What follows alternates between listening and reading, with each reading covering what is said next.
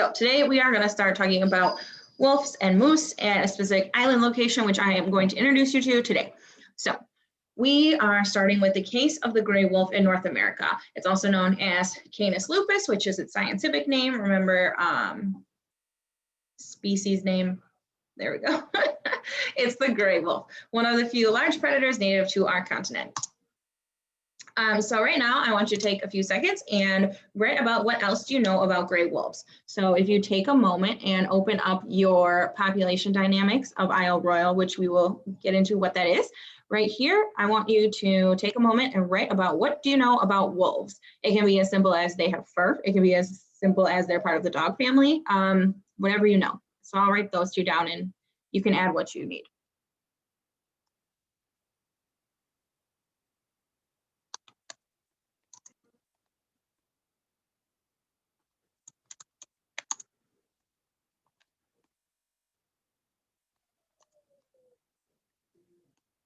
Think about what do they eat.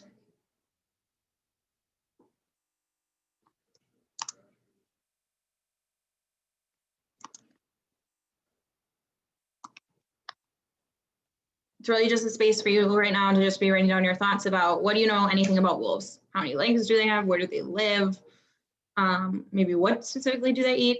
Whatever, it's your time to just show me what you know.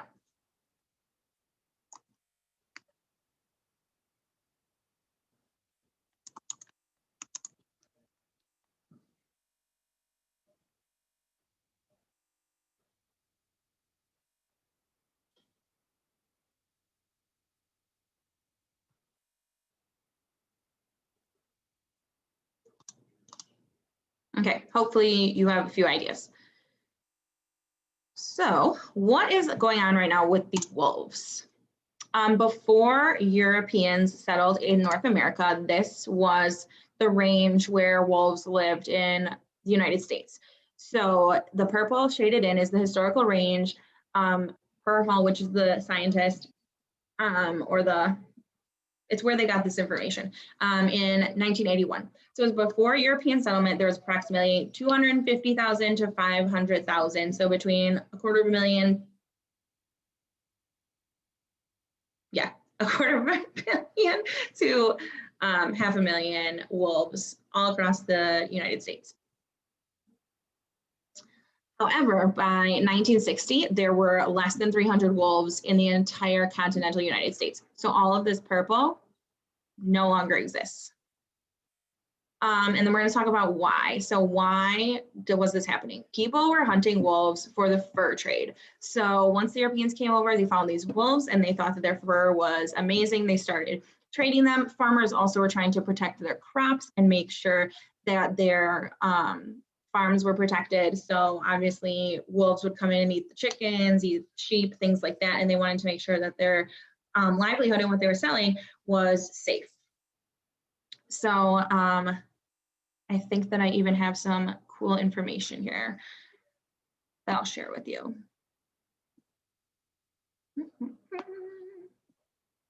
So yeah, I talked about that. The wolves were a threat to livestock and occasionally humans, so they were shot, they were poisoned or trapped.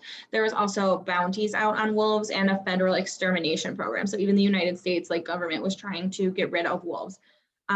There were bounties on wolves since 1644 when Native Americans could get either 3 quarts of wine or a bushel of corn from just one dead wolf. So that's a lot of stuff that you could get from just one wolf, like pelt that you could have.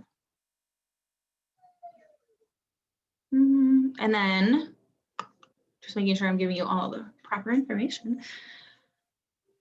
And then this picture up here was one of the largest wolves that they found in Minnesota. So that probably got them a lot of money and a lot of goods that they needed to survive on their farm. So at this time, when there was less than 300 wolves in the continental United States, they only lived in Minnesota and one other place, which is the island that we are going to take a look at. It is called Isle Royale National Park. It is located in Lake Superior. It is right above, so here we are, United States, Wisconsin. We live all the way down here. And it is technically part of Michigan because this line right here shows us Michigan. So it is a Michigan territory. and it is almost all the way up by Canada. So here's the island zoomed in. This is just the structure of it, and then I'm going to show you a short video about it. Oops.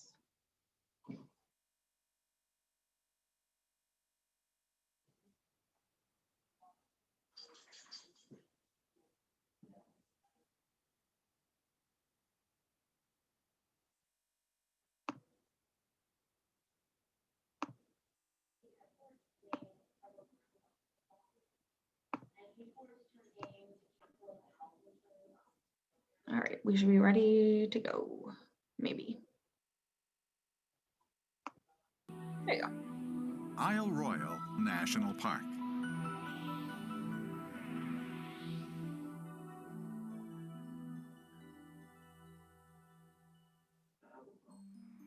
What is America? America is its shining seas. But America is also its lakes.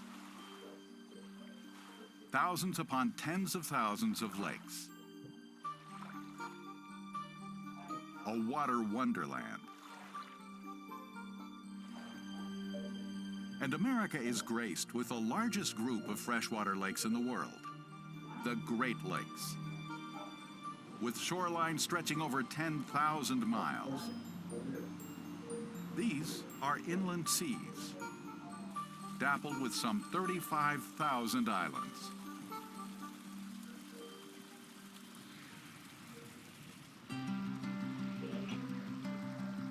Here, we discover the most remote national park in the contiguous 48 United States,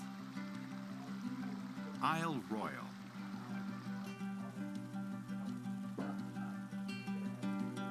Within the watery boundaries of the state of Michigan, in the northwest corner of Lake Superior, the largest freshwater lake on Earth, the park resides on a 45-mile long island, the largest island in the lake, formed of glacier-scarred volcanic rock, richly forested with conifers, birch, aspen, and cedar, and reachable only by boat or float plane. Remote, difficult to get to. So Isle Royale hosts few visitors, but those who do weather the journey, stay longer. They're the kind who explore for themselves. A fabled wilderness. Here, that stalwart predator, the wolf, lives in dynamic interaction with that most massive member of the deer family, the moose. Since no automobiles are allowed, hiking on one's own 2 feet is the means of land travel. The Greenstone Ridge Trail runs the full length of the island. This park is a backpacker's dream. There are hundreds of jewel-like island lakes and ponds.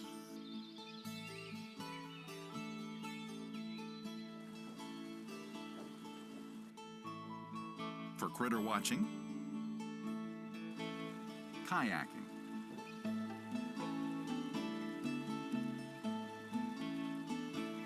and canoeing.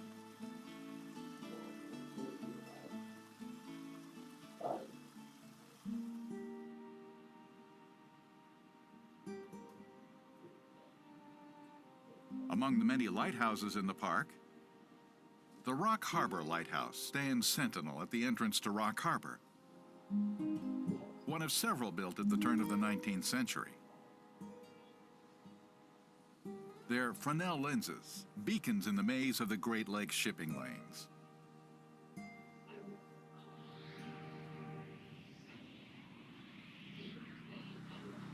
The often angry waters of this inland sea are a hull-busting hazard to ships. Shipwrecks ring the park. Ships with regal names like the Monarch and the Emperor, and ships proudly patriotic like the America. This ship's graveyard is the Underwater Museum of Isle Royale.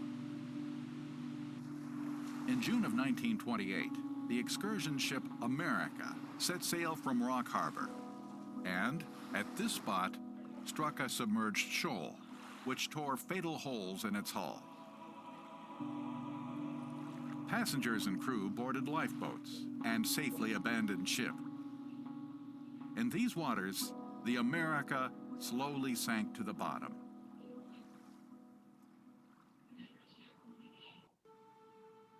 This is the dock she departed from, and this is her lifeboat.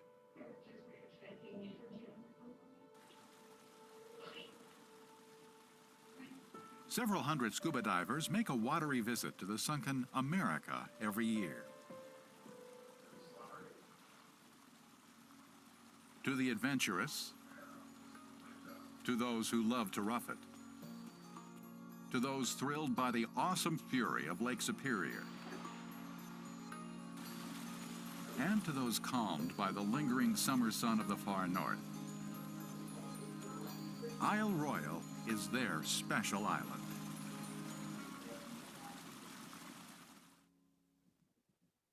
Good grammar and spelling are important. Okay, so that is the specific island that we are going to be taking a look at the population on. So some facts that you can learn about or you should know about the island is that it was established as a national park in 1940 and therefore people don't live there. It is a protected area. It is isolated, meaning that it is 15 miles to mainland. Like the video said, you can only get there by boat or by float plane. There is no evidence of long-term human habitation, aka nobody has lived there even pre-1940. There were no like Native Americans or anybody that settled there. And it seems to be just large enough to support the wolves and the mooses, the larger animals on this island. There aren't any other like mountain lions, coyotes, things like that, that really are able to live and survive there. It is also a great place to study these animals and their ecosystem, which is why we're looking at this as a specific case study for population dynamics. This is just letting you know that there are ways that you can study animals and populations even now as a job. So there's a research professor and there's also a School of Forest and Resource and Environmental Sciences. So the first man, he,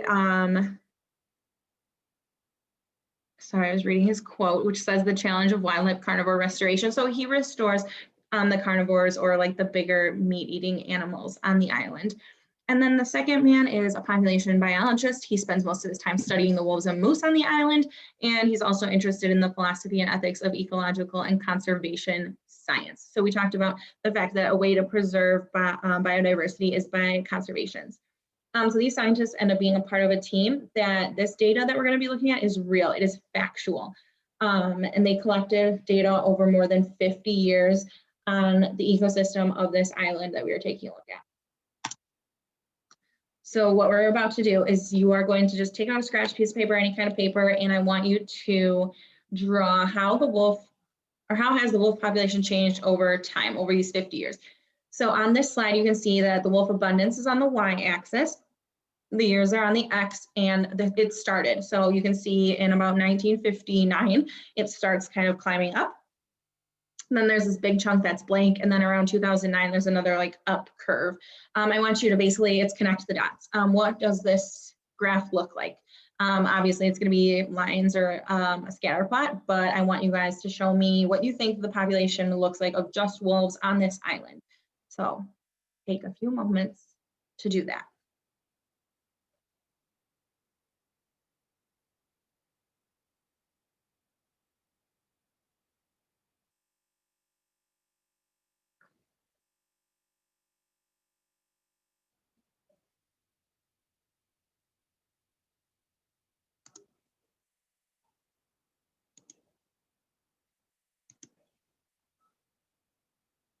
And then also when you have time, when you're done sketching your graph in doodle sheet box B, please describe your graph. So tell me, what is it doing? Is it going up? Is it going down? Is it increasing, decreasing? Are the wolves dying? Are they living? What is happening in your graph? Like, what does this graph mean? And just a reminder that the island is a protected national park, which means there is not hunting on this island. It is a conservation area where they are protected animals.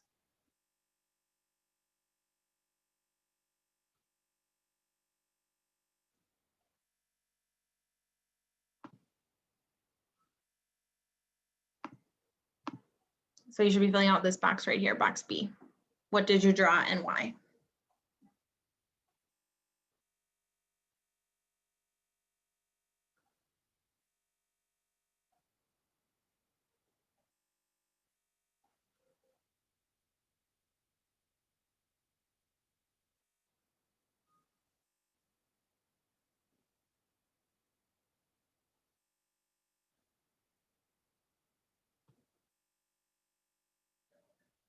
I'll give you like 30 more seconds to draw your ideas and write down your notes. If you need more time, just pause me.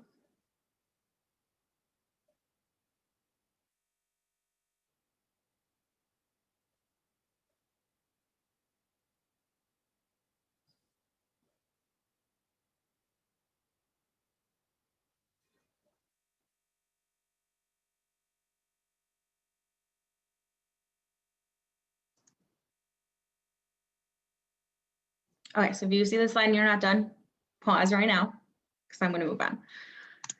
So this is the actual scientific data of the wolves on the island and what's been going on for the past, a little bit now, more over almost 55 years. So around 1960, you can see what's happening around 1975-ish, something crazy kind of happens.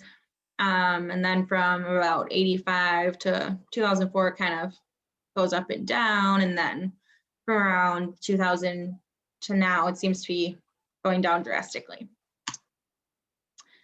So right now, I want you to think about, what are you wondering about when you look at this graph? So what are questions do you have? What are you thinking about? What are you wondering? What are you confused about? And we are going to try and come up with a question or questions that we want to answer. So we don't have groups, so I'm just going to skip this right now. And we're going to go to our doodle sheet. So in our notes, right here, I want you to write down what patterns do you notice about the graph. I'll put it back up in a moment. What's going on with the wolf population? What patterns do you see? What factors do you think is contributing to these ups and downs that you see? What do those mean? And questions you have or other data you'd like to see or compare to try and figure out kind of what's happening with those wolves. So here's your graph again. So I want you to take some time and answer those questions in box C, and that is where I will leave you for the day. So just make sure you get those done. I'll probably have some of those on your exit ticket. So just make sure that you're getting those answered.